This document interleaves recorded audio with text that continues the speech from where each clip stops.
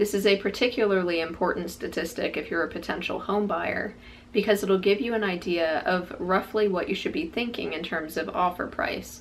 Interestingly, inventory of homes for sale in May was lower than we have seen in a decade. While interest rates are higher right now, home prices aren't as high as they could be next year. Hey everyone, welcome back to my channel. My name is Kara, and today's video is going to be my July housing market update. As always, I'm going to be separating this video into a few different sections, those being price, inventory, mortgages, local news, and other news. Let's start out with price on a national level. The median sale price has now reached $426,000, which is only 1.5% lower than the all-time high of $432,000 that was reached in May of 2022. It seems that a handful of people have been thinking that because demand has decreased a bit and interest rates are higher than they were last year, that consequently prices would be lower too. But as you can see, prices really haven't decreased, and a large reason for this is because of low inventory. But we'll get into that a little bit later in the video.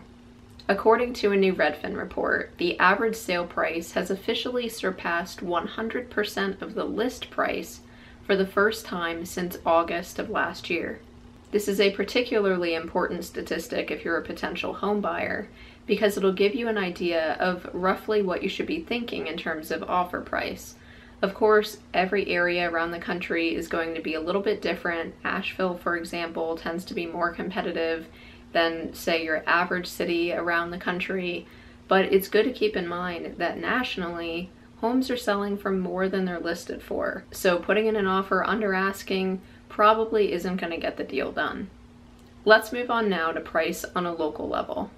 The median sale price in Buncombe County has increased by 3.2% year over year to $480,000.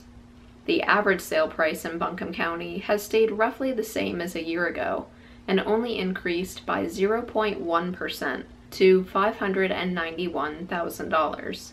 For the Asheville region, on the other hand, the median sale price increased by 1.3% year over year to $400,000. At the same time, the average sale price increased by 1.5% to $487,000. So to recap, it's a similar story here in Asheville as it is across the country.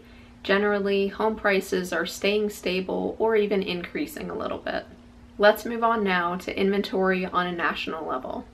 Housing starts, or in other words, the beginning of new construction, increased by 21.7% in May, which is way larger than the 0.8% decline that was anticipated.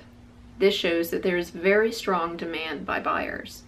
A large reason for this is because the inventory of pre-existing homes is very low. Interestingly, inventory of homes for sale in May was lower than we have seen in a decade and down 7.1% year over year. New listings, on the other hand, are actually down 25% year over year. Now, I've said throughout this video that inventory is down, and I think these statistics do a great job of showing that. And I want to explain a little bit of the reasoning behind this. I mentioned this in some of my past housing market update videos, so for those of you that have seen those, I'm sorry for repeating myself. But for those of you that haven't, a large reason for this low inventory is because a lot of people either bought a home or refinanced when rates were in the 2s, 3s, even 4s, and they really don't have any incentive to sell their home and jump into a much higher interest rate. This is what we call the lock-in effect, because you have homeowners who maybe otherwise would consider moving, but because they have such a great monthly payment, they're just staying in place and not selling their property. So you have buyers out there that want to buy, but no one's really wanting to sell. And that's another reason why we're seeing new construction start to boom. I wouldn't necessarily say that that's happening a lot in Asheville, though it is happening to some extent, but that statistic that I mentioned was on a national level. So for now, let's jump into inventory on a local level. The number of closed sales in Buncombe County is down 20%. And again, this is largely due to the lack of inventory. There just aren't as many homes to be sold.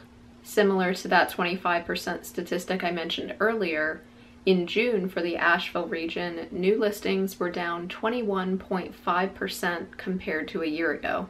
Unfortunately, I don't really see this changing a whole lot anytime soon because of that lock-in effect that I mentioned. Of course, you'll always have people needing to move, whether it's for a job relocation, family reasons, or a multitude of other reasons. But in general, I think the inventory is going to stay low for the foreseeable future. Now that being said, that could start to change if interest rates begin to drop.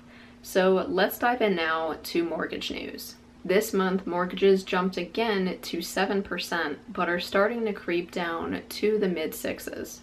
Fannie Mae, the MBA, and NAR are all predicting that mortgage rates will drop somewhere in the 5s at some point next year. Now, if this happens, I think that we will start to see some inventory pickup, but at the same time, I think that we're going to see more buyers flooding the market, and it is possible that we'll start to see a market similar to what we saw in 2021 and 2022. There will likely be more competition, and home prices will likely continue to increase. What I tell everyone that is currently considering purchasing a property is that if you are able to afford the current interest rates, it doesn't hurt to start your home search now. The reason for that is because while interest rates are higher right now, home prices aren't as high as they could be next year. So if you wait until interest rates drop in the 5s, it's probable that you're going to be paying more for the same property. Whereas if you bought a home now and then refinance next year or the year after, whenever rates do end up dropping, you'll end up better off in the long run. I will repeat myself here a little bit and say that I do understand that housing affordability right now is incredibly bad. It's actually some of the worst that it's been in history. And I do know that interest rates are making it unaffordable for a lot of people, especially the younger generations. So of course this advice is meant only if you are able to actually semi-comfortably afford those higher interest rates. Let's move on to some local news, and this is actually the last category that I have for you because I didn't really find anything for other news this time around. I recently read that Buncombe County is going to implement a new ordinance for homeowners that states that if their bird feeders or other food sources start to attract bears, then they'll have to take them down. I know that what some people do is just leave their bird feeder up in the winter and the colder months when the birds really actually need the food the most. But for those people that do leave them out sometime in the spring and summer, they can at times attract bears. The last bit of news I have for you is that if you have not already seen my comprehensive plan video, I highly recommend checking it out. I'll leave it linked here if you haven't seen it yet. Basically, I break down the Buncombe County 2043 comprehensive plan. It goes over how the county is going to handle new development, people moving to the area, environmental protection, public transit, healthcare system, just so many different aspects. It took me a really long time to prepare for that video, and I think that it's super in-depth. I believe that you'll get a lot out of it if you haven't already seen that one. Of course, if you ever have any video ideas, I'd love to hear them. Definitely leave them in the comments below. Hit that like button and subscribe if you are not already. Real quick before I go, if you do not already have a copy of my free home buyer guide, I am more than happy to share that with you. I'll leave my contact in the description box, as well as at the end of this video. Reach out to me anytime, and same goes for you if you are a potential home seller. I'm always happy to provide a free comparative market analysis so that you can figure out how much your home might sell for in today's market. Well, that is everything for today, guys. I really hope that you enjoyed it, and I'll see you very soon in the next one.